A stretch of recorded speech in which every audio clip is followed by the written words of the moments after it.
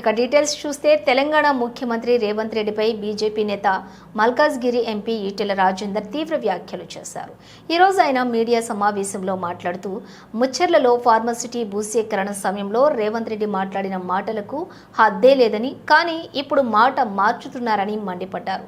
Congress party ఫార్మసిటీని రద్దు చేస్తామని కూడా మేనిఫెస్టోలో పేర్కొందని గుర్తు చేశారు.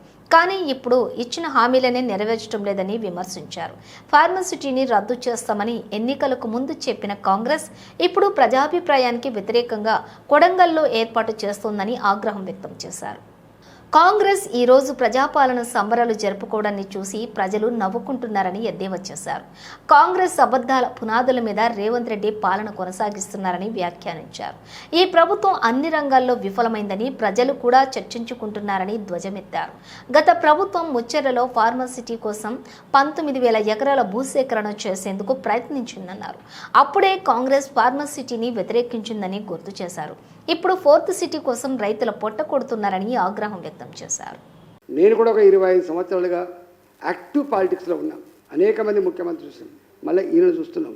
ఎంత దుర్మార్గం అంటే సంవత్సర కాలంగా వచ్చుడే హైడ్రాని మొదలుపెట్టాడు. అంటే ప్రజలకి తెలుసుకునే వరకే జరగాల్సిన నష్టం జరిగిపోయింది. చెరువులు అంటేనే ప్రభుత్వ భూములు, చెరువులు అంటేనే మొత్తం ఎఫ్టీఎల్లో ఉండేటి కానీ బఫర్ జోన్లు కానీ మొత్తం గవర్నమెంట్ భూములు అనే పద్ధతుల పట వాళ్ళను దొంగల్లాగా చిత్రీకరించే ప్రయత్నం చేశారు.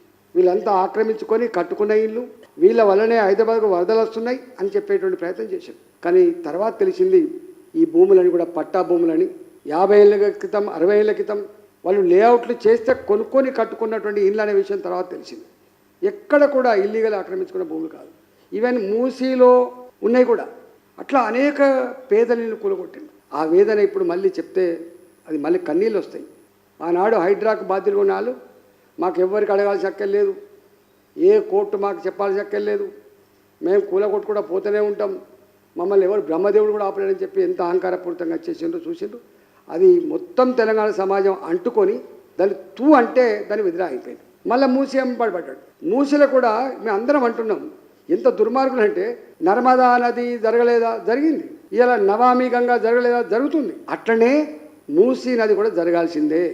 ఒకవేళ మూసీ నది జరగాలంటే నిజంగా 150,000 కుసకుల నీళ్లు పోవడానికి ఎంత డెప్త్ కావాలి, ఎంత విడ్త్ కావాలి, నువ్వు మార్కింగ్ చేస్తే తప్పులేదు. కానీ ఎక్కడెక్కడైతే రైట్ సైడ్ కానీ లెఫ్ట్ సైడ్ కానీ మంచి విలువైన భూములు ఉన్నాయో 270 మీటర్లు 300 మీటర్లు ఒక్కొక్క దిక్కు అంటే దాదాపు 1000 ఫీట్లు అటు ఇటు పెట్టి కొన్ని వేల ఇళ్ళు, దాదాపు 10-15 వేల ఇళ్ళు కూలగొట్టి ఆ భూములని చౌకగా గుంజుకొని అక్కడ మల్టీనేషనల్ కంపెనీలు కట్టబెట్టే ప్రయత్నం చేస్తుండు. కాబట్టి నేను మొదటి నుంచి నేను అక్కడ పార్లమెంట్ సభ్యులు కాబట్టి మొత్తుకున్నాను.